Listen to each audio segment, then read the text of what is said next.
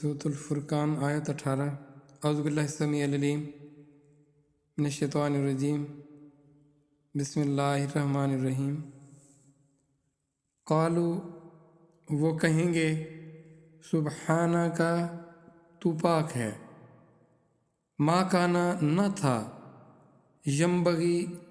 لائق لنا ہمارے لیے، ان کہ نتخذا ہم بنائیں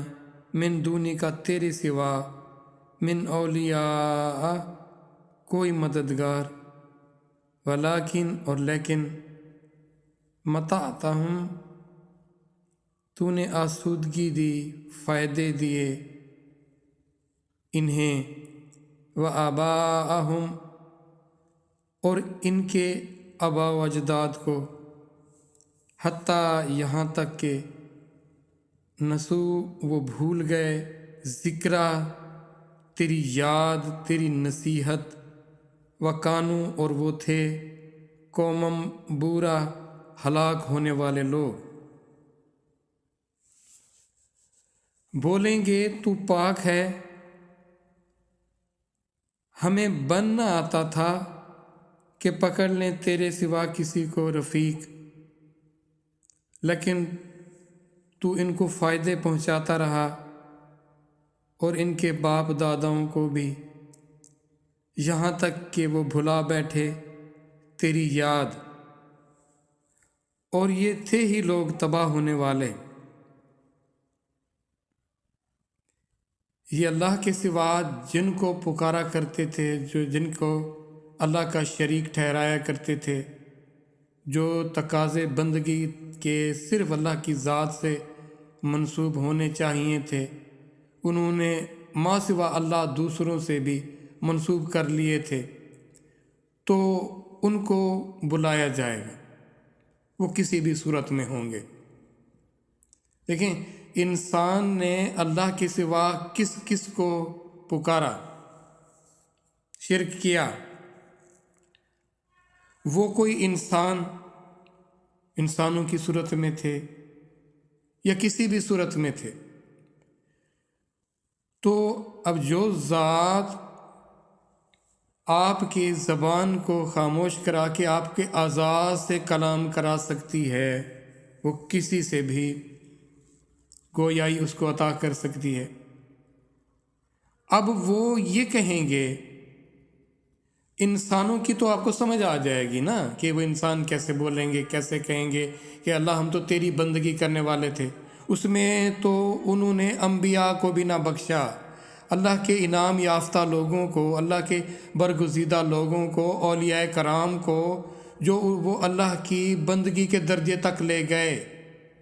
وہ ان کو پوچھتے رہے، ان کی پرستش کرتے رہے، کسی نہ کسی حوالے سے وہ اللہ کے ساتھ شریک کرتے رہے، مطلق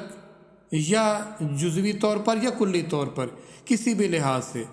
انسانوں سے تو یہ اقرار کرایا جانا، اور وہ یہ اقرار کریں گے کہ ہاں اللہ ہم تو تیرے بندے تھے، ہم اس قابل ہی نہیں تھے، ہمارے یہ لائق ہی نہیں تھا کہ ہم ان کو یہ کہتے کہ تم ہماری بندگی کرو۔ یہ تو سمجھ میں آپ لوگوں کو یا مجھے آسانی سے آ جاتی ہے بات، یہ بات تو یہ ہوئی۔ اب بات یہ ہے کہ اگر وہ کسی بت کی یا کسی ایسی چیز کی پرستش کرتے تھے، کرنے والوں نے آگ کی پرستش کی، سورج کی پرستش کی، یا اسی طرح کی اور چیزوں سے جن سے وہ متاثر ہوئے، انہوں نے کسی نہ کسی طرح اس کو رب کی صورت قرار دیا، یا اپنا خالق اور مالک کا یا اپنے معبود کا درجہ دیا، تو وہ ان کا کلام کیسے ہوگا، وہ کیسے بات کریں گے، یا وہ اپنے رب کی بندگی میں کیسے ہوں گے؟ پہلی بات تو یہ ہے کہ اگر ہر چیز کو دیکھیں تو وہ کسی نہ کسی یونٹ سے، سیل سے بنی ہوئی ہے، کوئی بھی چیز ہے۔ اب ہر ایک چیز کا جو ایک ایٹم ہے، وہ اپنے خود وہ رب کی کیا ہے، ہر ایک ذرہ اپنے رب کی، اپنے خالق کی، اپنے مالک کی کیا کرتا ہے، حمد کرتا ہے، تسبیح کرتا ہے۔ وہ اس کا اپنا ایک انداز ہے، اپنی ایک زبان ہے، وہ مانتا ہے کہ میرا رب اللہ ہے نا۔ ایک انسان ہی میں یہ ہے نا، جن و انس میں جو اللہ نے ان کو کچھ مہلت دی اور وہ کچھ اختیار دیا تو وہ اپنے اس اختیار سے وہ کیا تجاوز کر گئے یا اس کو غلط استعمال کر گئے. تو وہ ہے نا اصل مسئلہ، وہ تو اپنے رب کی بندگی میں ہیں، وہ تو لگے ہوئے ہیں نا، ان کا ذکر، ان کی تسبیح تو ہے، وہ تو تسلیم کرتے ہیں. تو جو بت جس چیز سے بھی تخلیق کیا گیا تھا، مٹی سے، پتھر سے یا کسی بھی اور میٹیریل سے، لکڑی سے، کسی بھی چیز سے، تو وہ لکڑی کے ذرات، وہ مٹی کے ذرات، وہ پتھر کے ذرات، وہ تو اس چیز کے دیں گے گواہی کہ اللہ تو ہی ہمارا رب ہے، ہم نے تجھے اپنا رب مانا تھا، اپنا معبود مانا تھا، ہم ان کو کیسے یہ کہہ سکتے تھے. اب یہ بات تو سمجھ آ گئی کہ وہ کس طرح وہ ان کے معبود جنہوں نے ان کو اللہ کے سوا سمجھا تھا، وہ خود ان کے خلاف گواہی دے دیں گے، ان کو جھٹلا دیں گے. اب ساتھ میں ایک اور بات وہ کہہ رہے ہیں. وہ بات کیا ہے؟ وہ بات مجھے آپ کو خاص طور پر سمجھنی چاہیے. وہ ساتھ یہ بھی کہہ رہے ہیں کہ اللہ تو نے ان پر اپنی نعمتیں ان کو عطا کر دی تھیں، تو نے ان کو بڑی آسودگی، خوشحالی عطا کر دی تھی، یہ اس میں ایسے مگن ہوئے کہ تیری ذات کو بھول گئے تھے. تو نے ان کو بھی اور ان کے آباء و اجداد کو، ان کے باپ داداؤں کو بھی تو نے فائدے پہنچائے تھے، تو نے نعمتیں دی تھیں. ہونا تو یہ تھا کہ یہ ان نعمتوں کا شکر ادا کرتے اور تیری طرف پلٹ آتے، لیکن انہوں نے کیا کیا؟ انہوں نے تجھے بلا دیا، تیرے ذکر کو، تیری نصیحت کو، تیری یاد کو انہوں نے فراموش کر دیا. یہ نعمتوں میں مگن رہے تھے، لگے رہے تھے اور تجھے بلا دیا تھا. اب غور کریں،